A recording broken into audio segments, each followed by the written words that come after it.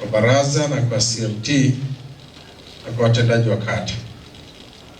Ndugu zangu, halmashauri ili ionyeshe kuwa hai, na hata haya leo anasema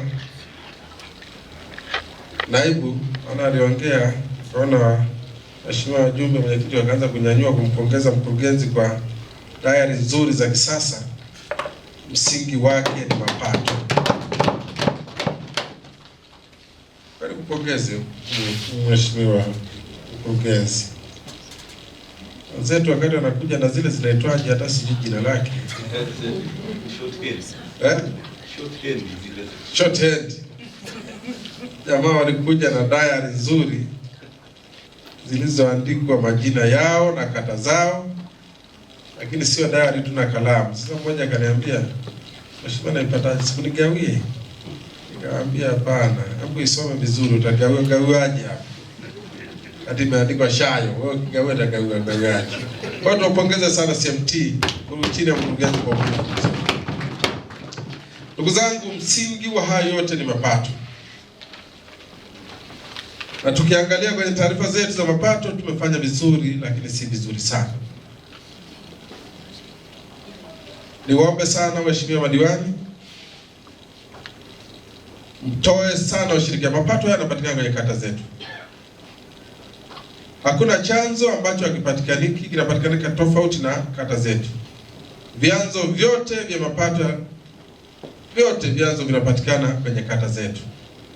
Niombe sana mabalozi wa kwanza au maafisa mapato wa kwanza wawe ni waheshimiwa madiwani.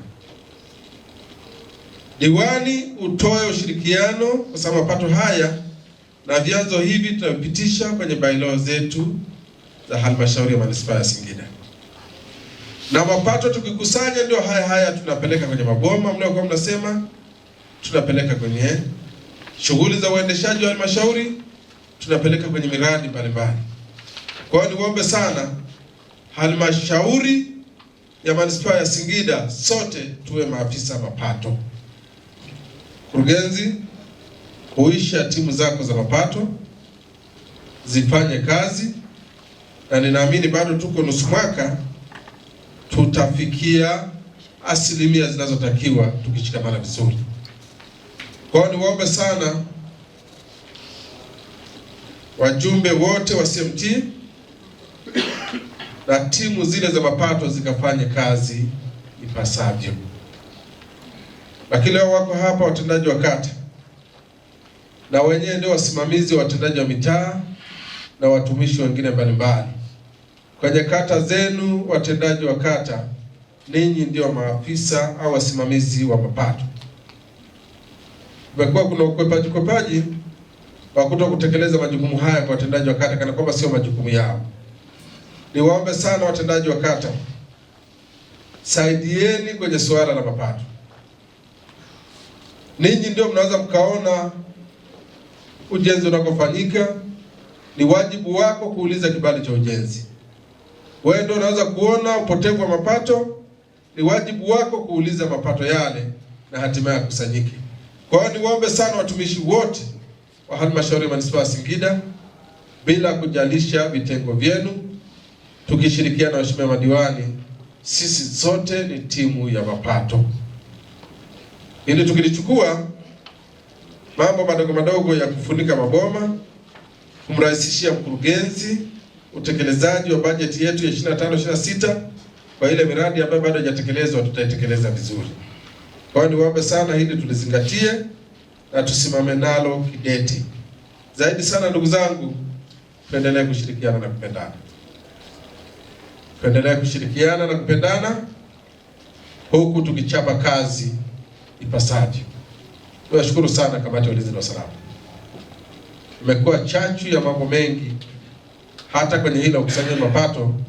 Mara nyingi tumekuwa tunaomba msaada wenu na mmekuwa mkitusaidia, na hata mara nyingi mnatueleza na kutuonyesha vile vyanzo ambavyo pengine tumejisahau au vinavuja. Kwa hiyo tunashukuru sana sana sana.